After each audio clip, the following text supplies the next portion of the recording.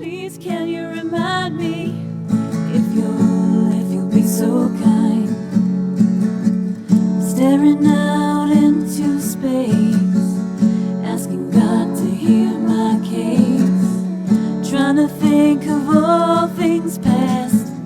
How long will my memory last? But purple angel, purple angel, purple angel, you're next to me. Hi, everyone. Thanks for joining me on Alzheimer Speaks Radio today. I'm Lori La Bey, the host and founder, and we are all about shifting our dementia care culture from crisis to comfort around the world. And so I hope you'll subscribe and learn new techniques and tips and resources to help you live graciously alongside dementia.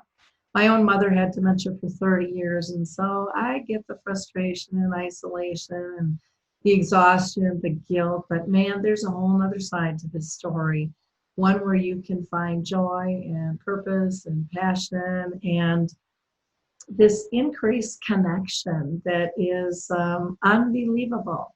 A journey that teaches you new ways to live your life, not just with your person with dementia, but your whole life. Alleviate some stress and increase that power of joy.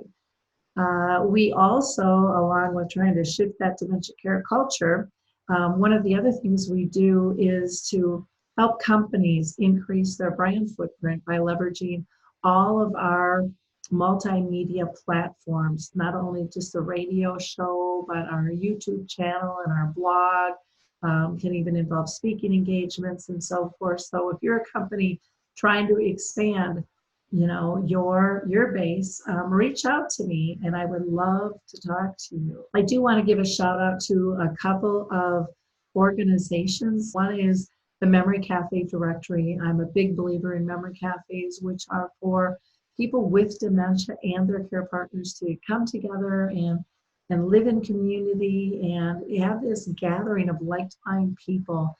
The one that I happen to facilitate, we get together a couple times a month. Sometimes people get together every week, others go once a month. They're all a little bit different, but dementia brings people together, but it's not the main focus. It's like a gathering of friends. You talk about everything that affects you in life, and these are no different. So you can go to the memorycafedirectory.com, memorycafedirectory.com to find one near you. Or maybe you have one up and running and you want to get in the directory. There is no cost. So again, just go to the Memory Cafe directory and contact them, and Dave will be more than glad to get you listed there. I also want to mention a wonderful book called Parental Dementia, which is a guide through all those difficult questions by Keith Gallus, who has spent more than 20 years helping families work through all those questions that keep popping up on the journey of dementia. The book even has some great worksheets in the back to kind of keep your thoughts and needs organized, and just to give you a little bit more confidence on this journey. And you can actually get a discount by using the code Lori, Lori, and you'll save $5.99. Who doesn't like that? The book can be purchased at parentaldementia.com. That's parentaldementia.com. And, if it's something that you can't use, chances are you probably know somebody with dementia, and this would be a great holiday gift for a family member. So check it out. And again, go to parentaldementia.com. I also want to mention stall catchers because I love this concept. Stall catchers allows us as individuals to actually participate in analyzing real Alzheimer's data by playing a video game. And kids 6 to 96 are involved with this all around the world. So go to stallcatchers.com to find out a little bit more information. It's not difficult, and it can be a fun competition. Some schools are doing it, some libraries, some countries are kind of bantering back and forth with this competition as well. So it's a wonderful cause, and again, helping push research forward is something I think we all need. And then before I introduce our guests, I have to thank each and every one of you. You are such loyal listeners. I thank you for your subscriptions to Alzheimer's Speaks Radio, and your likes, your clicks, your shares on Facebook and Twitter and Instagram and LinkedIn, because by working together, we are raising each other's voices and we are building a sense of community where people can feel this sense of collaboration and comfort, and they can find those resources that they so badly need. And in the end, they're gonna, we're all gonna be able to battle dementia together. And I think that's really the only way we're gonna win. Now, today our show is about Laughter on Call, which is a fabulous organization in your if you're a family member or if you are a community or a business that serves people with dementia, you're going to want to listen to this show.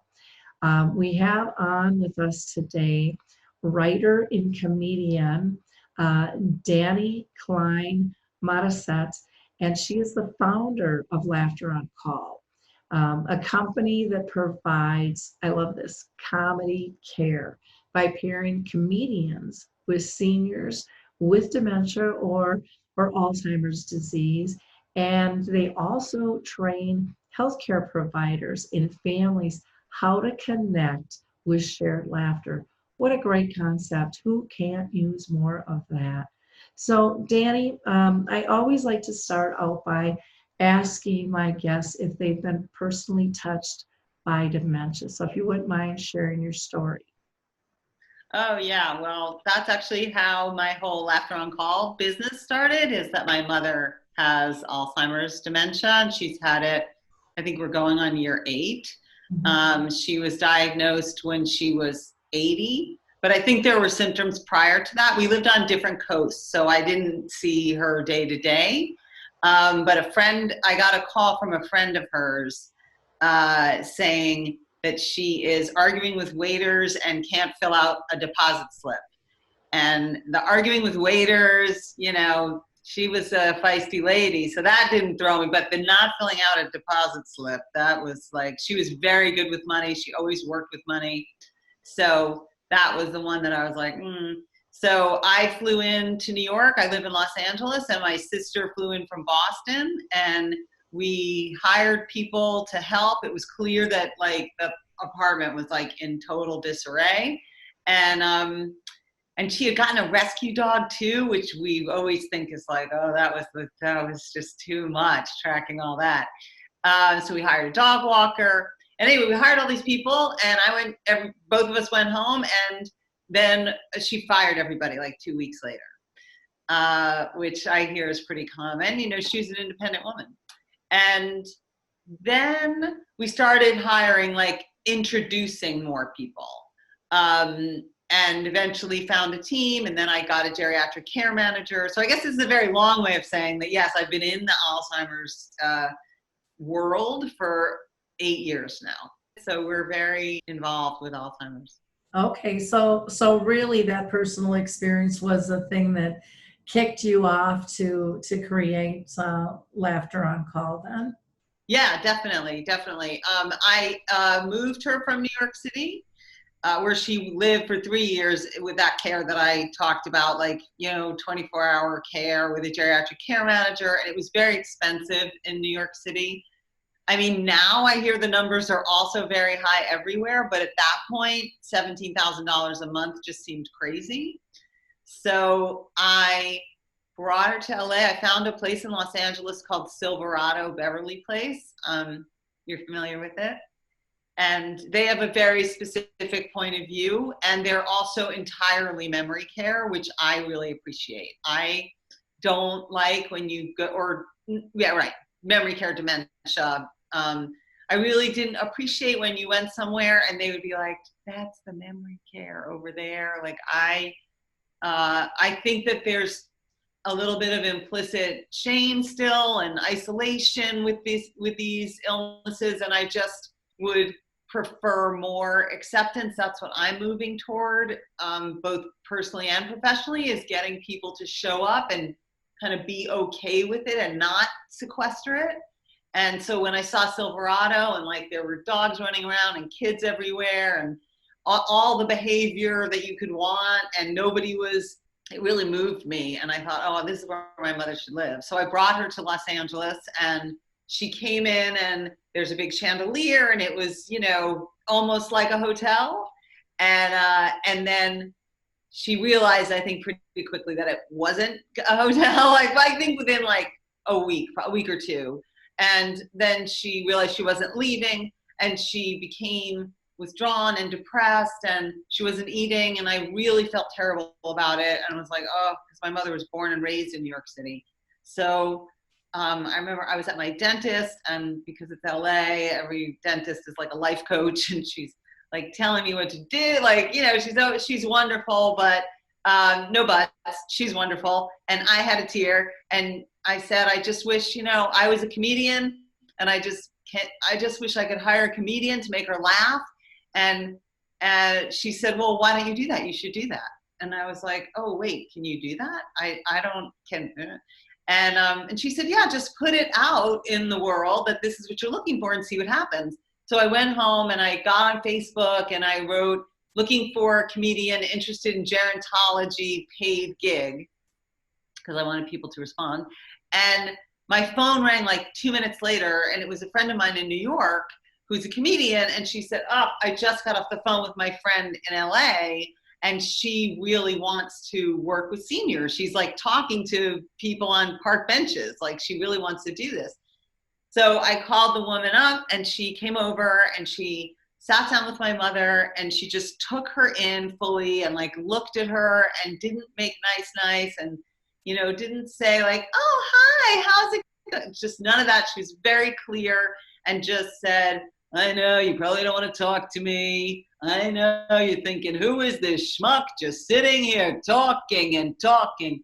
And there was something about that Yiddish word and the New York accent, and it all felt very familiar to her, I think. And so she just was like laughing. She just started laughing. And it was so remarkable that it was undeniable. And then they started they created a relationship and they were like drinking water together and laughing and talking. And it was just everything that I wanted. So I told the woman, great, you're hired. And she started coming to see my mother like 8 hours a week. And it really changed everything for her. It really did. I have to say, like, I have written books and I tour as a comic. Like I really wasn't intending for this to happen. Like it just, when I saw the results, it was so undeniable. And then another family saw it and they wanted it. And so, you know, then I wrote an article about the whole experience for AARP magazine and got like hundreds of responses from around the country. So I thought, you know, this is so needed. It's so needed. And it's such a kind of kismet because comedians always need money.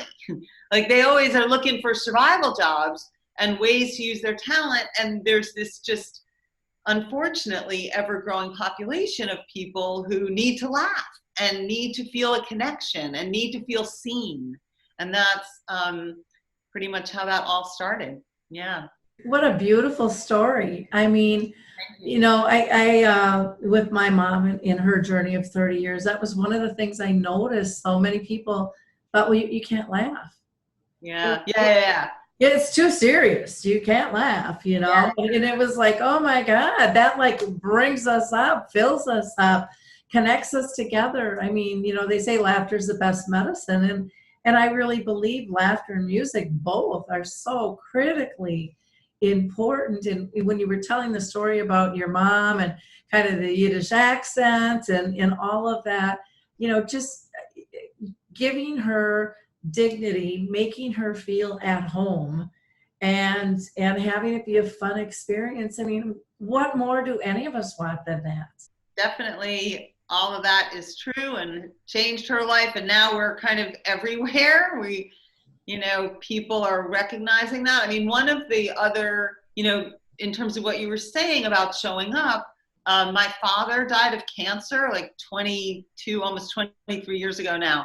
And it was painful and morphine and the whole thing, but like people were there until the day before he died, people would visit him.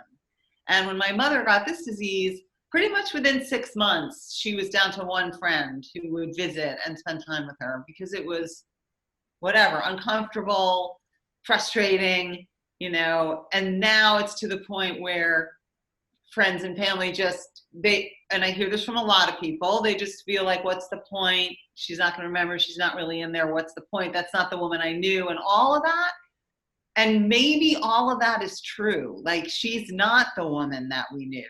And it is frustrating, and she won't remember, but she will feel it in the moment. And if that has value to you, then that's kind of the meaning of life, is being in the moment. That's what we aspire to. It's why people sit in yoga class and have that thing at the top where, they always give you some great spiritual thing to think about, like, be in the moment. It's all in the being. Well, people with dementia are living that. They are in the moment. That's it. Like this moment, like not even the next, this it, right now, right now, right now. That's it. And so it's,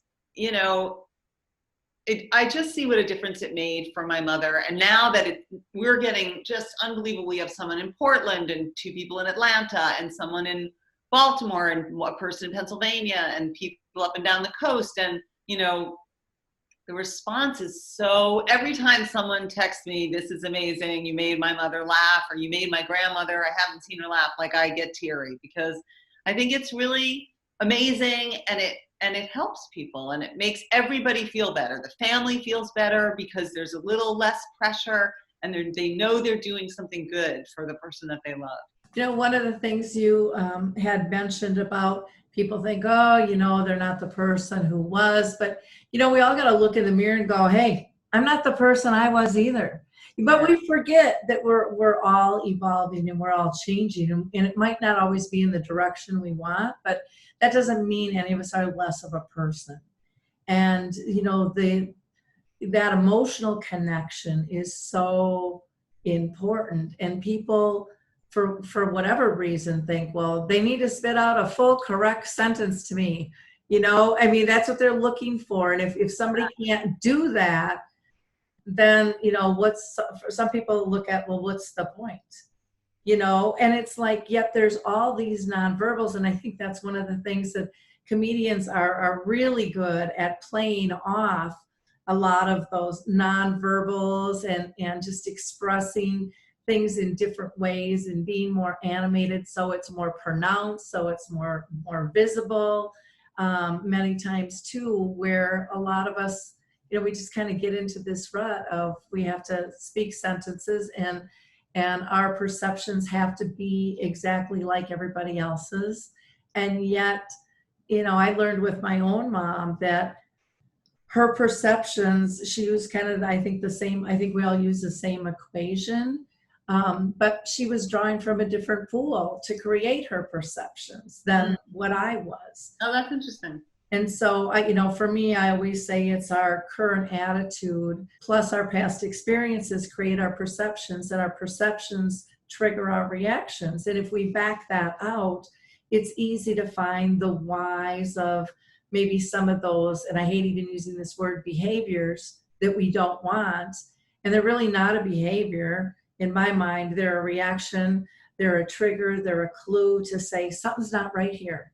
Mm-hmm. That's why I'm acting this way. I'm trying to communicate because I can't maybe put it in words. Mm-hmm. And getting people to, I think in this life, slow down, be present. We always heard, be present, live in the moment. Right. And a lot of people just thought, oh, that's new age, that's, and they kind of taught, it was like too iffy for them, too, whatever. And to me, one of the biggest gifts my mom taught me was to slow down, to be present, to realize, and we all have said this to ourselves and to others, that the world will go on if we don't respond immediately to that call or that text or that email.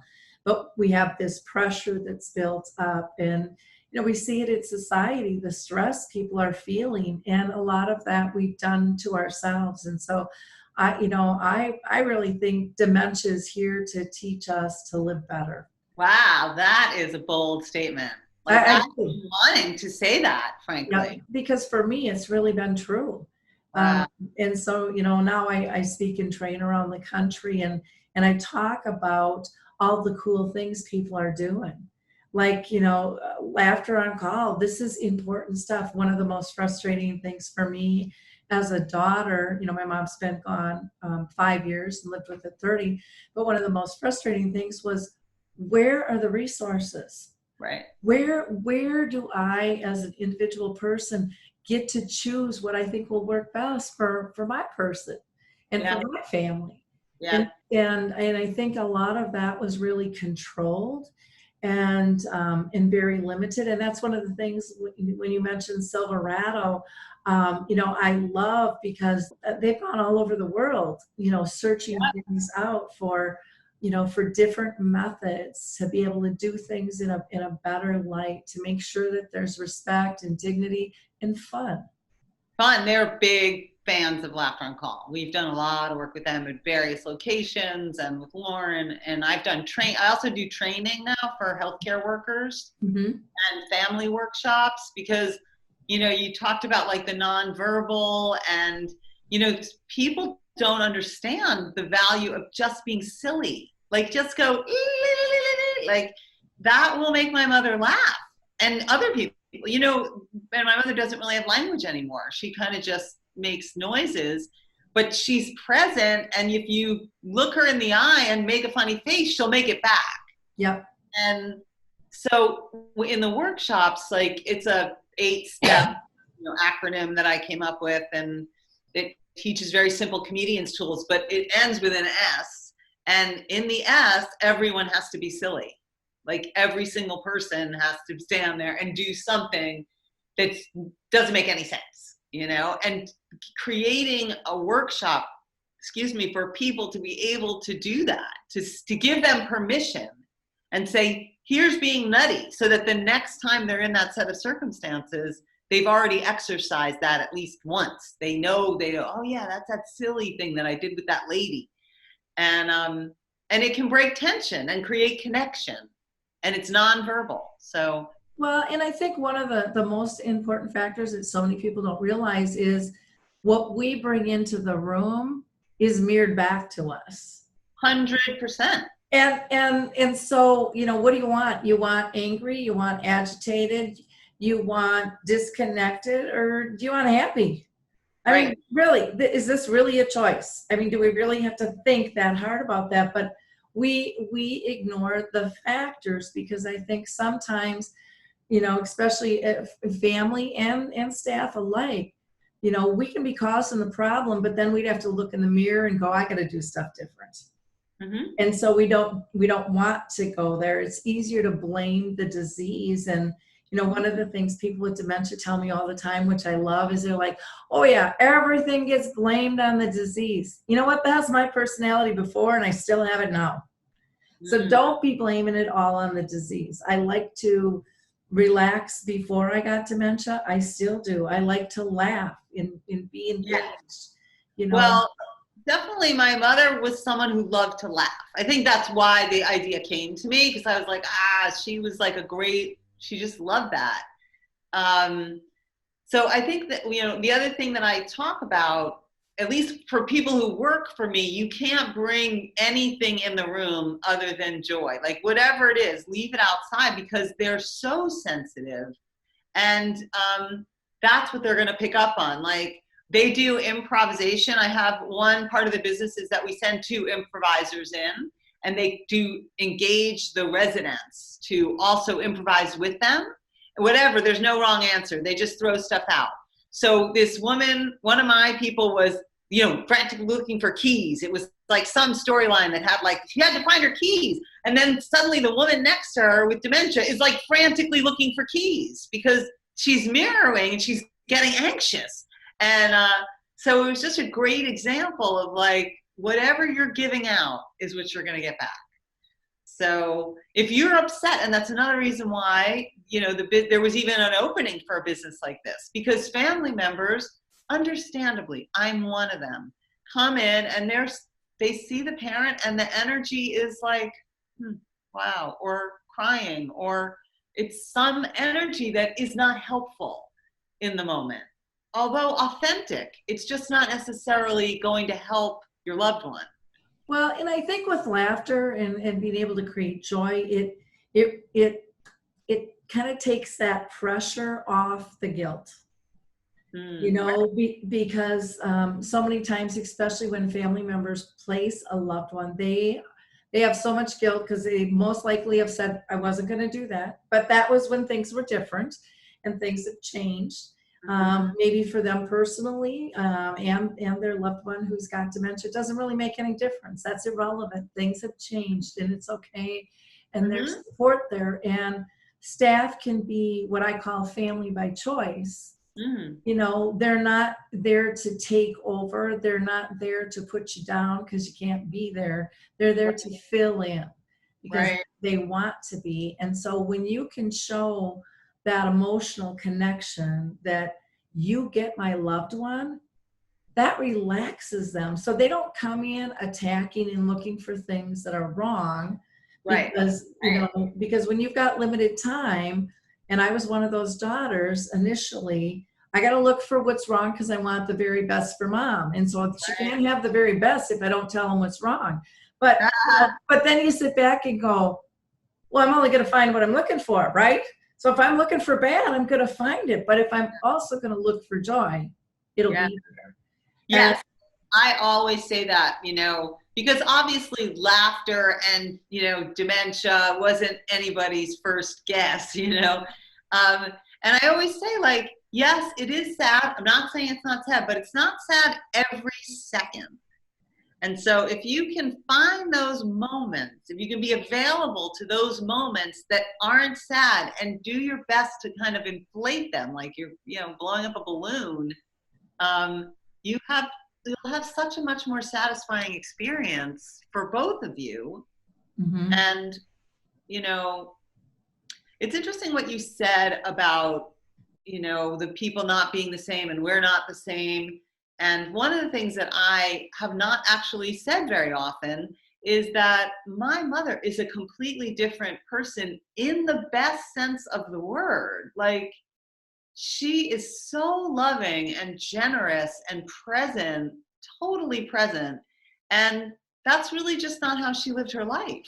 She was a real estate broker also, but she did residential real estate in Manhattan, very, very competitive, and always concerned with money and, you know, going to the right places. God bless her. She was just a New York City woman. And now she is so lovely and so moving with all of that gone. Just the essence of who she is actually this really loving, beautiful woman. And I would not have known that if I didn't show up, if she didn't have the disease and I wasn't lucky enough to be able to show up for it. But that's a very rare point of view. And so I think it's interesting that this is what you talk about, that this is in fact a gift in some ways. Very much so. To me, dementia is an opportunity to learn different levels of unconditional love I didn't even know existed. I mean, I didn't really even know what unconditional love was. I thought, you know, when I got married, you know, I love my husband. When I had a child, okay, I really get unconditional love.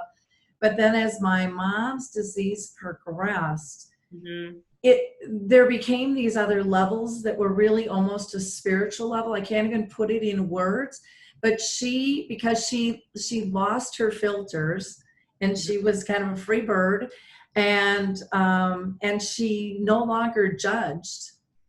She became the safest place in the world to go sit.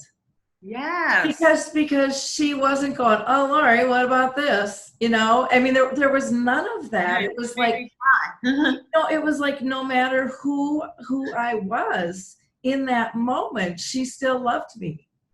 And you're going to get me crying. And so again, there are so many levels of gifts that are there, but we have to be open to them. Like one of the things when you were talking about being silly, one of my favorite pictures of my mom is she's got red lipstick on and a lot of blush, and she's got a red bow and a red hat. And in Minnesota, you know, in the winter, they have these singers that dress up and sing, and they're all big women, and she looked like one of them.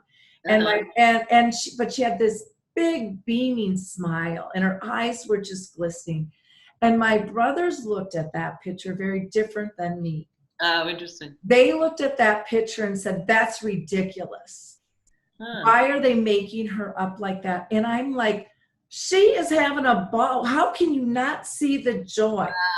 Wow. How can you not see the joy? And that was another gift through the disease my mom gave me, was she taught me to play as an adult, because I was a very serious person. I was kind of like your mom. I was in real estate too, and there were things to do and responsibilities, and I was a go-getter, and I multitask, and I prided myself on that. That was another thing, that kind of fell by the wayside. I realized one day when I snapped at my mom when she repeated herself 45 times in 10 minutes, because I didn't think it was funny. I had stuff to do, places to go to. Busy gal here, Ma, work with me. I mean, that was really, I didn't come out and say that, but that was my mental energy. And I snapped at her, and I felt horrible. And then I realized that I couldn't focus on my tasks. Yeah, they need to be done, and they're all for her, so it looks person-centered. But I needed to learn to live graciously alongside her and support her. And so to do that, I had to focus on not my tasks first, but I had to focus on 3 simple things. Was she safe? Was she happy? Was she pain-free? That changed my approach. That made me realize I didn't have to do a lot of things that I thought I had to do, or I didn't have to put the time restrictions on that I did. And it allowed me to play, or it allowed me to just sit next to her on the couch and not say a word. All of this is about getting us to feel all the different emotions, because and to not stuff them. And if we can laughter, as you well know, changes our body chemistry. Right. It's a great connective tool. You have wonderful stories to be able to share with people, and it's contagious. Right. It's contagious, and you must see that all the time. You get one person going, and then everyone's kind of curious, like, what's going on over there? I love what you're doing. I think it's incredible work.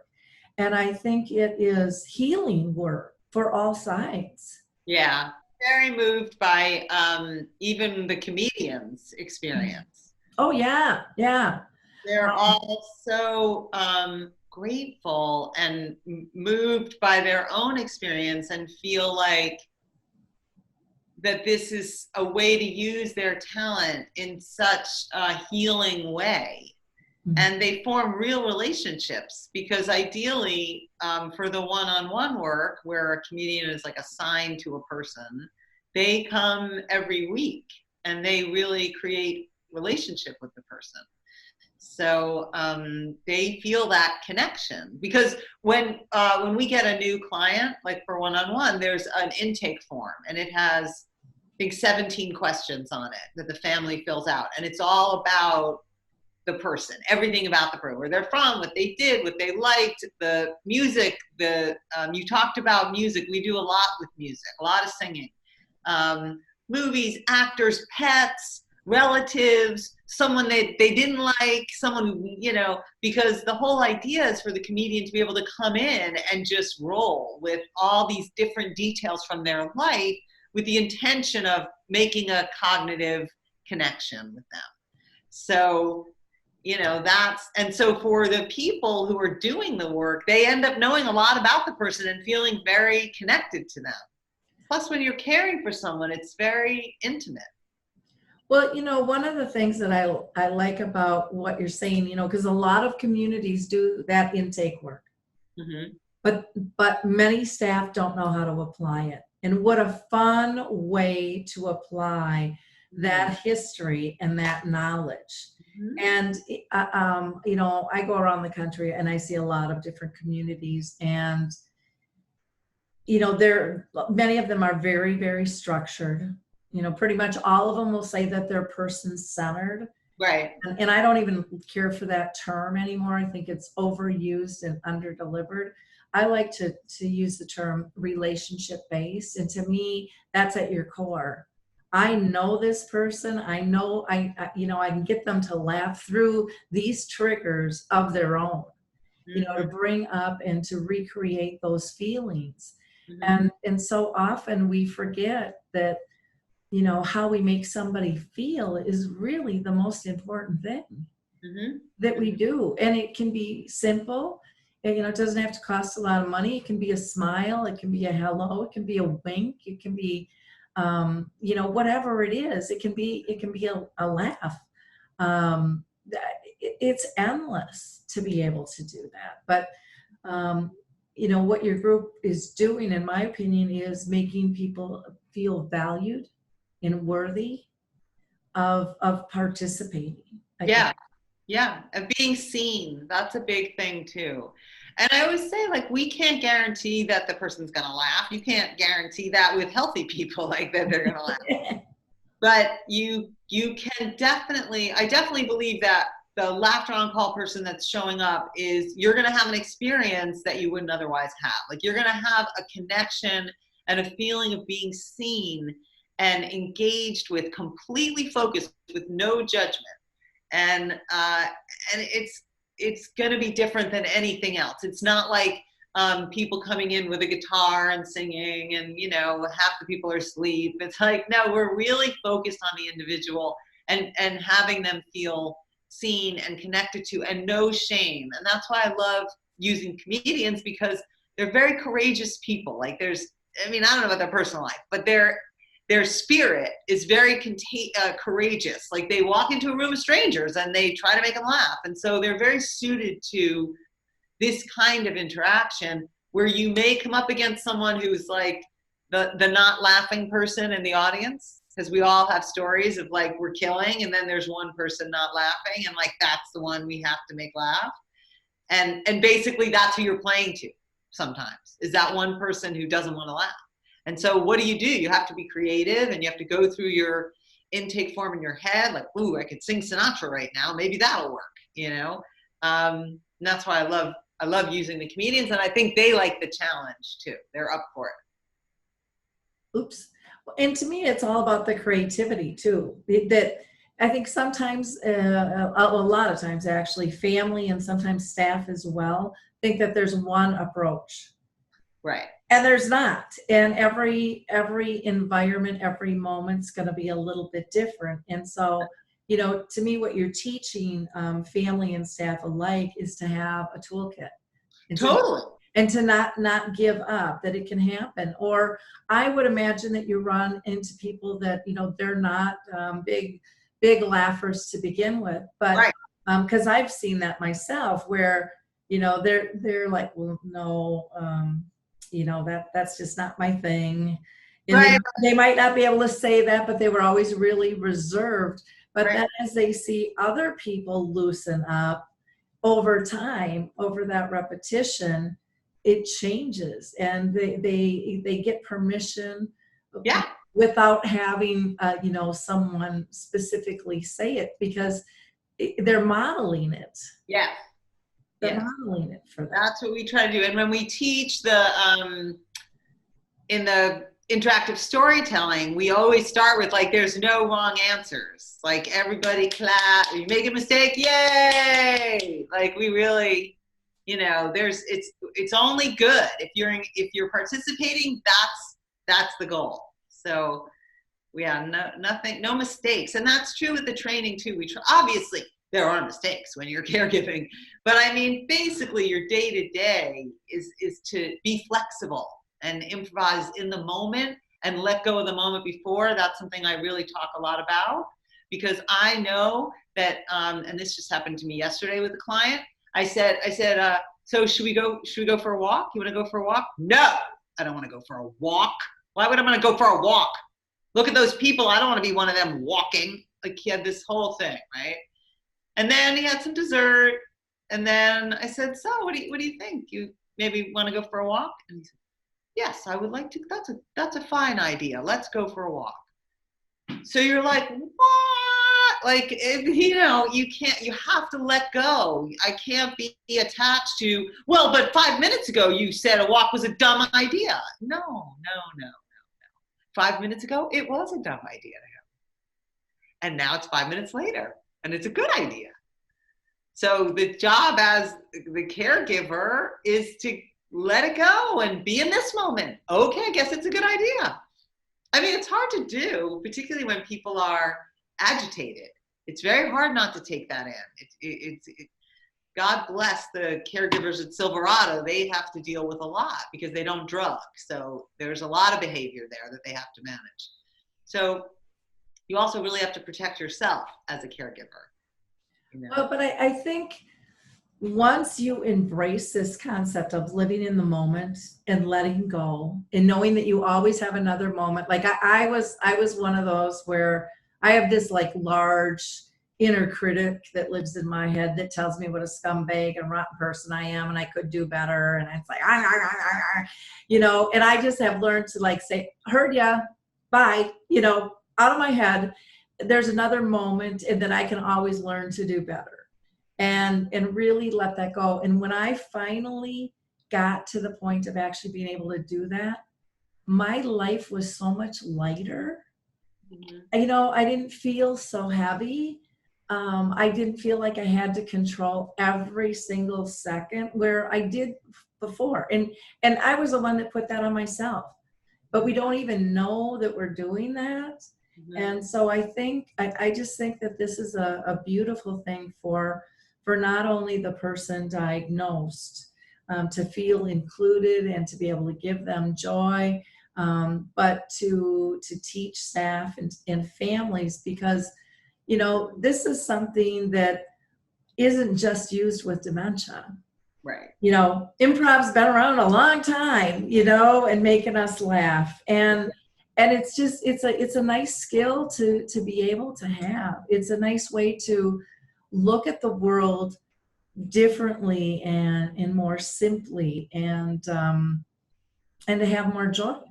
Right. And again, who doesn't want that? So I know our audience is going to want to know, how do I get a hold of these guys? And how do I hire a comedian if I'm a family member or if I'm a community? Where do I go? What do I do?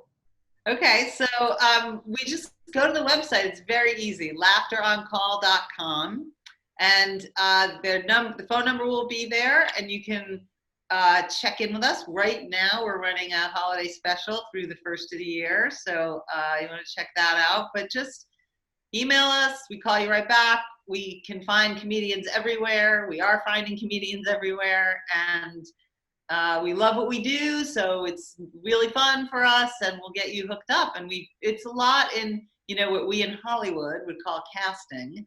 We have to find the right person, because that's a lot of it is. And we've been doing it now for a while, so I feel like we have a sense of who would be a good fit, and then we get them all trained with various dementia information so they know what they're walking into and how to adapt what they're doing. Obviously, you have to be flexible, but you never want to laugh at somebody. I make a big distinction between laughing with and laughing at. And we get them up to speed, and they go and make it happen. And then in terms of the training, same thing. You just write to me, and we can organize a schedule, and I'm happy to come. We're setting up webinars as well, but I'm always happy to come to a community.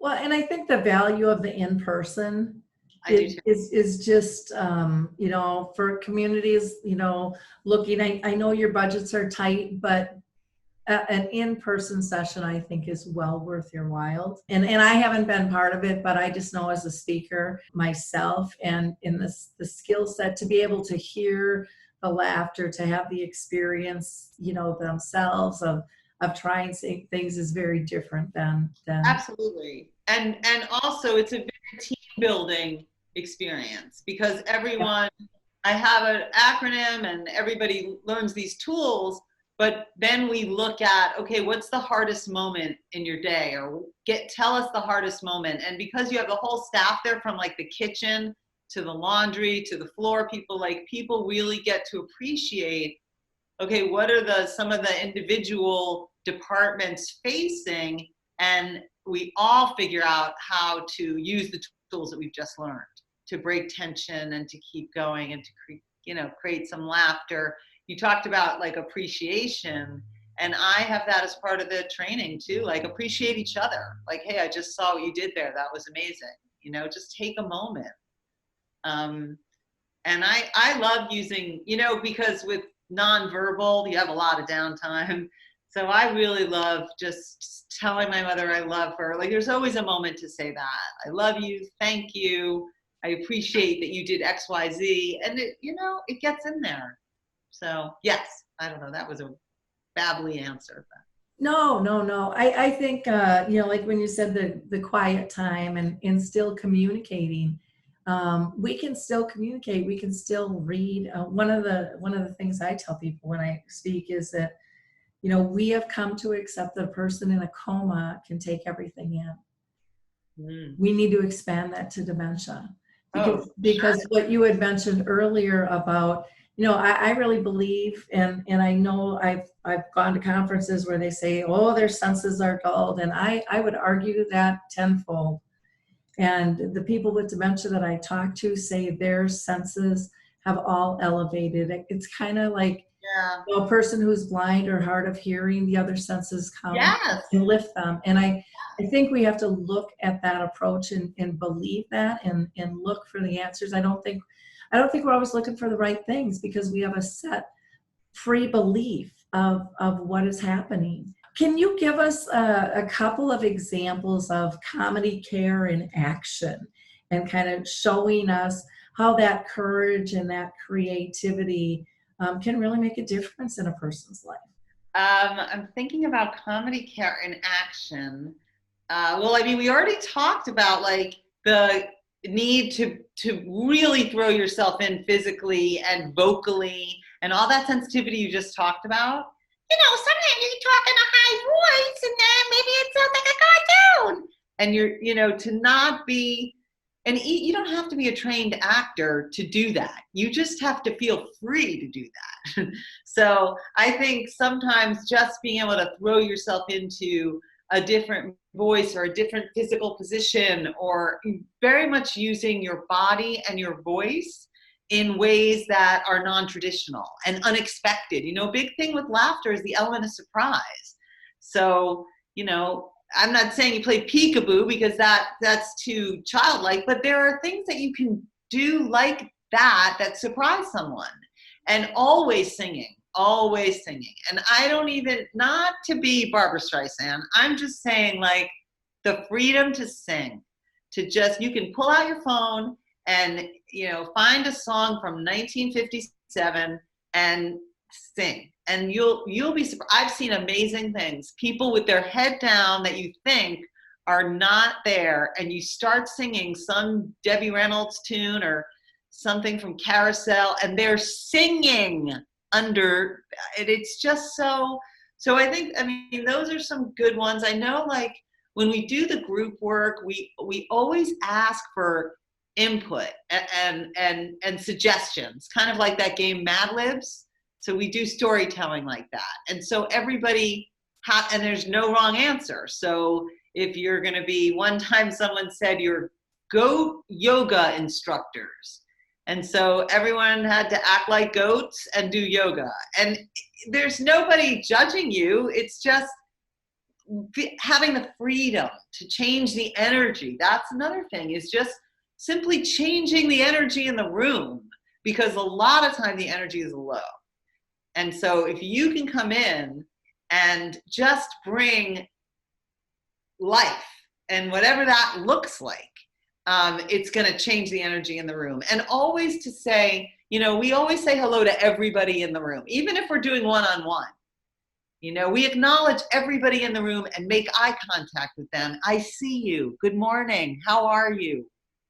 And that makes a difference. Like, it's the smallest things that are not necessarily creative. I think they speak more to what you were talking about at the beginning, about being present and slowing down and saying, I see you. How are you? I'm great. And and not being afraid to monologue because they're listening. So you might as well say, oh, there was so much traffic. I can't believe I got here. And it's so beautiful out. Do you want to go out? Should we go out? The sun is amazing. And like, that's what comedians have an advantage, because we talk, like, we're used to talking spontaneously. But anybody can talk spontaneously. You don't have to be a comedian. You just have to not be invested, just another point you made earlier, in perfect sentences coming back to you. Like, yeah, I agree with that, but I also think one thing that holds people back is feeling judged by other people, you know, and comedians, to me, they are, you know, they're not worried about being judged. They are focused on making a connection and the value of the connection. And we've lost that because society is so judgmental. And when you put away that it's right or it's wrong, and you just say, we're together. Yes.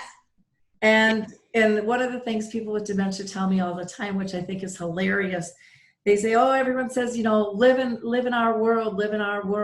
And yet all of our care partners are the one making up the routines. No, you have to live in our routines, not your routines, you know? And I think that is something that you are getting people to understand too, that the flexibility and in being fluid is a lot of fun, and it takes away a ton of stress because it doesn't have to be perfect anymore.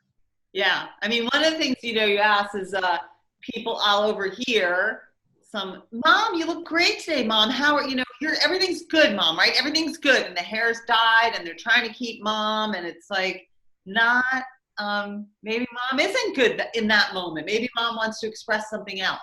So to be okay with wherever the person is, which will actually move you to laughter. That's like the number 2 in the acronym, is like being honest. Because you're not gonna get to laughter if you're very gripped and everything's fine, and I'm fine, everything's fine. You can't, who can laugh through that? Yeah. That investment in what should be is what keeps you from laughing. The other thing that happens is we might be really tense or we might be really angry, but we put on the Stepford wife smile. Everything is fine. And yet we don't even understand that our body language is like going doink, doink, and it's just going crazy all over. And we're giving them a mixed message. Oh, that's so interesting. Causing them a contradiction and frustration because they know what they're seeing isn't what they're feeling. Yeah. And they become, I think, as the disease progresses, more of a feeling person. Yes. You know, and so I think that's really important. The other thing that the disease taught me is you can have these beautiful stories to share that might not make sense. You know, like my daughter and her boyfriend would go up and visit my mom. Well, the boyfriend, you know, when she was 18, all he wanted to talk about was cars. And so all of a sudden they're entering into this conversation with my mom, and my daughter comes home. Mom, Grandma was talking about when she had a pink Cadillac and she had spinners and a sound system. I'm like, honey, there weren't anything, there weren't spinners and there weren't sound systems. That's not what they called them back in that day. And Grandma never had a pink Cadillac. She was an Avon lady, but she always kind of envied Mary Kay in the pink Cadillac. But she wanted to be part of the conversation. So, you know, when we step into their world, when we just accept what they're saying as the truth and not correcting, not probing, it's a lot more fun for everybody. And then family and staff alike can have these great stories, and not, again, that you're laughing at them. You're just happy with them. Yeah. And what a great place to be. What a great place to be. I'm going to share with you one last story that happened with my mom that kind of brings that point home too, because I think so often families miss out the stories. Like when my dad died, my brother said, well, where'd you get all these stories? And I remember just going, I was there. And then that made me feel really bad because they weren't. And one of my favorite stories was a one that was really painful, but it turned into really joyful because it's silly and it makes no sense, but it worked. And it was when my mom was really having a difficult time getting pulled up in a Hoyer lift. And she had just moved to the lowest functioning unit. So it was a really sad day for me as her daughter. And of course, that's not what the community called, but that's what we know it is. And I was standing outside her door, and my mom is like screaming profanities. Now, this is a woman who used to carry around a bar of soap in case we said something wrong, you know? And so that was not my mom. But she was so fearful and she was so angry, yet the staff were really calm and ping-ponging back and forth going, Dorothy, honey, we just need your knees bent and your arms straight. We're going to push this button. We're going to pull you up. My mom's like, nyah, nyah, nyah, nyah, and she's just ripping them apart. And I'm crying outside. My stomach's in a knot. And I remember just praying, no one should be this scared. This is so wrong on so many levels. And yet the staff was doing everything that they could. So I walked in the door, and I still have, tears coming down my face, and I'm still praying, give me something. She doesn't deserve this. And all of a sudden I feel this arm go around my shoulder, and I hear my dad whisper in my ear, have her go water skiing, Lori. Ask her to go water skiing. And I looked at the bed next to my mom going, I'm having a nervous breakdown. That bed's for me. My dad's been dead for years. This makes no sense. My mom can't go water skiing. And I immediately dismissed that. Uh-huh. And I sat there with this, stomach in a knot and tears going, rolling down my face and hearing my mom scream. And I thought, I got nothing to lose. So I walked up to the bed, and, her feet are off the ground, and she's kind of leaning back, and she has this, big, almost like a car seat belt around her back that's going to pull her up, and these ropes around her wrist, and she's just really unsteady, but she's still, screaming like a banshee. And I said, Mom, you want to go water skiing? And in that nanosecond, she turned from the staff who she was facing, and she looked at me at the side with this big, bright smile. And she said, well, yeah, sure. And I said, okay, Mom, knees bent, arms straight. And I said, hit it. And I pushed the button. And every time I tell this story, I hear the machine kind of roar and pull my mom up. My mom went up, and the ropes are around her wrists. But she was gripping a tow rope. Oh my God. And that worked for months. And so sometimes we have to get past ourselves to find these moments that will help them.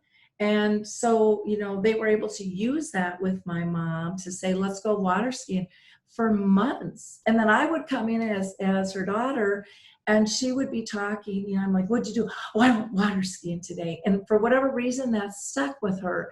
And so then we would talk about, did you slalom? Did you spray? Did you go barefoot? Did you go off the dock? And all these terms. And she was so joyful. Wow, that's a great story. None of it happened in that moment, but it happened in her mind, and it was part of her past. And again, it was because my dad always taught everybody how to ski using those 3 commands. And so knowing the history, like when you go in and you're asking families for these resources, they're huge. And they're things that we don't normally think of, but we need to teach people. And I think you're doing brilliant work.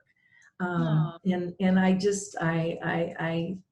adore what you're doing. And I hope your phone rings off the hooks. Thank you. Oh, I'm gonna cry.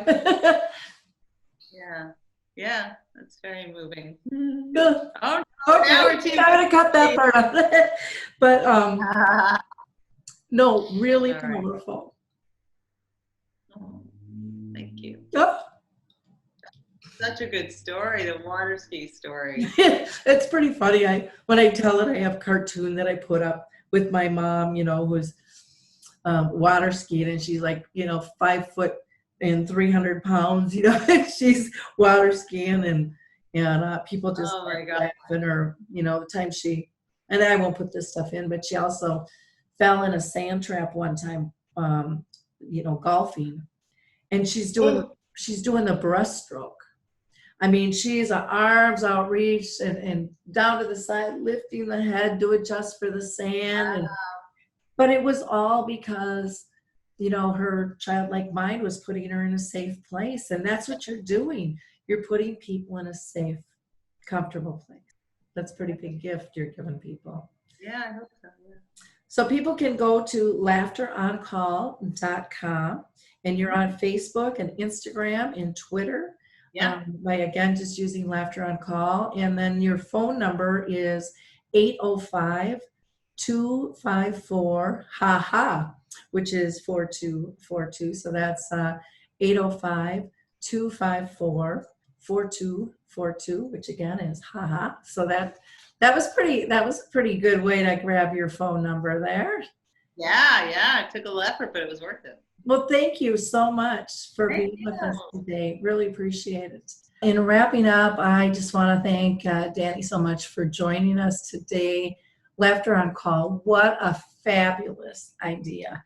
Don't forget to check them out. It's real easy. Just laughteroncall.com. Be a wonderful holiday season gift or a kickoff for the new year as well. For a family who's dealing with this, for a loved one who's diagnosed, or maybe even for a community that you know that could use a little boost and a little fun. For other resources, check out alzheimerspeaks.com. We have lots of them there. So have a wonderful holiday season. Bye, everyone.